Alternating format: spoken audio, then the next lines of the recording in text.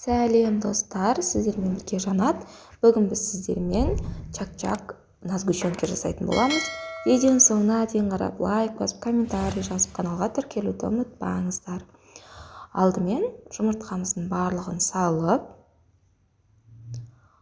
оларды венчикпен араластырамыз.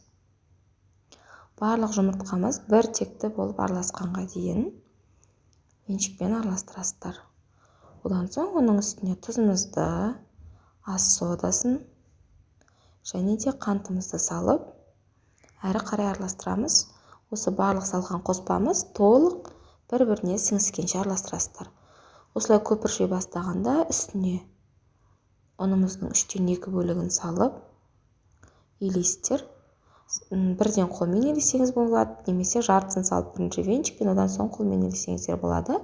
Өздеріңіздің қалауларыңыз бойынша. Мен осылай 3/2 бөлігін илеп, потом соңын салып, қайттан ұнды әрі қарай илеп, осындай состояниеге жеткізесіздер. Одан соң үстін пищевая пленкамен жауып, 25 минут 30 минутқа қойып қоямыз. Уақыт өткеннен кейін міне осылай кішкене көтеріледі тестіміз. Оны 2-ге бөліп, 2 күлше қылып қоясыздар.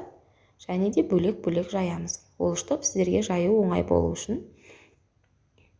Міне осылай жан-жағын басып, мен алдын ала шеттерін басып шығамын. Және ортасы қалады. Сонда сізде жайған кезде бір текті болып жайылады күлшеңіз.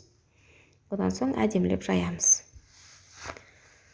Қамырды қалыңдығы 3-4 мм болғанға дейін жаясыздар. Қатты жұқа болып кетпесін. Осылай жайып шыққаннан кейін ортасынан бөліп, бұл бөлінген қамырымызды енді 3-ке бөлеміз. Яғни бізде ені 1-2-3 см болу керек. Осылай 3-ке бөліп аласыздар. Одан соң шаршы болатындай етіп, тағы да 2-3 см сайын осылай міне кесіп шығасыздар.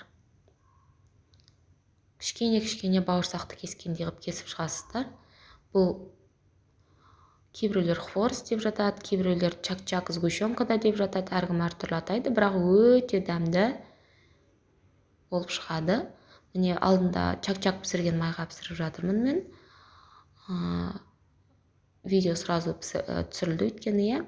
Қараңыздар, қызып тұрған майға саласыздар.